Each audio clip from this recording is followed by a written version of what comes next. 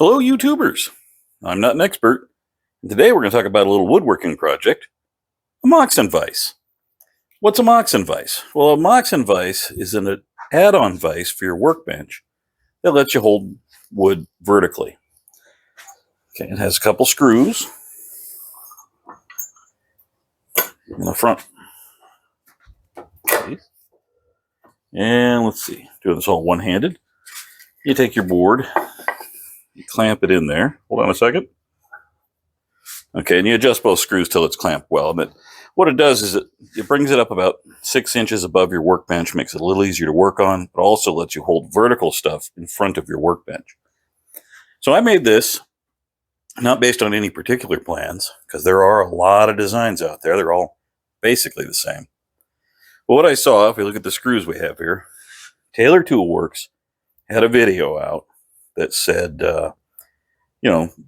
advertising these, which these are the screws out of a veneer press. These are pony veneer press screws. So a little different than the regular hardware. The regular hardware has a separate bolt and a wheel or a wing nut of some sort that goes here. The difference is that with these, as you crank them in and out, dropping my wood on the floor, nothing's ever sticking out past here. I have a very tight shop. Where the other one, that bolt's always sticking out. So you could walk by and snag it on your shirt or, bump into something with it. So I'll show you the construction, how I went about building it. This is ash. This is 8/4 ash, which from my local store means 1 3/4 inches. You give up a 1/4 inch to the planer gods.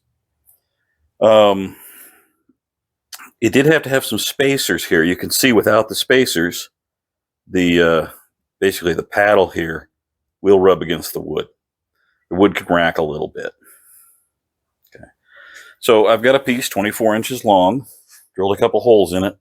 The hole size for these screws, back this up so you can get a look at them. For these screws, the hole size is actually 11/16, which is kind of an odd size. So I had to use my brace and bit because that's the only thing I had that size in. You could probably drill a little bigger hole and get away with it. Let me go ahead and pull the front off of it, and then I'll show you how it's all put together. So here's the screw as I've removed it. You can see it's pretty long. You get a lot of depth out of it. And if it's too long, you could always cut it down. Wouldn't kill you. And on the front, you can see that it's got a tab cut in the end. So if this was aligned correctly, this would be right up against the edge of the bench. And then you could clamp it down with something like one of these blue clamps. And you can see here's the threaded insert. And let's go ahead and flip it over, and I'll show you how I built the bottom. Okay, so this is the bottom of the front of the face. And you can see my table saw loved this thick wood. I have a ripping blade. I should use the rip blade. Would have cut a little easier. And then I put these buttresses on so it won't tilt backwards. And I dovetailed them in. Now, I did that with a router. Pretty standard operation. Really not necessary. You could dado these in. You could just butt and glue them up and they would be plenty strong. This is a big, thick piece of wood. It would not have had any trouble. Over here to where the light's good, you can see these are the screw sides that come with the pony kit. And those are set in. They're set into a hole that is 1 1/16 inch. Let me flip up the front and I'll show you. Now you can see I drilled too many holes because I decided to turn them 90 degrees. But the first thing you need to do is drill these little side holes and then the big hole, because the insert here has a couple of bumps on it. You can kind of see it there. That keeps it from spinning and holds it in place, and it's a lot easier to drill these 2 holes first. If you watch the Taylor Toolworks video, they show it really well how to do it. Okay, flip this down. Talk about the top. So for the top of it, some people make it where it's just the top board and that's the end of it. Some of them have a big base on the bottom. Some of them have a giant table, maybe 18 inches deep. So you have a work area that's elevated for chiseling and other things.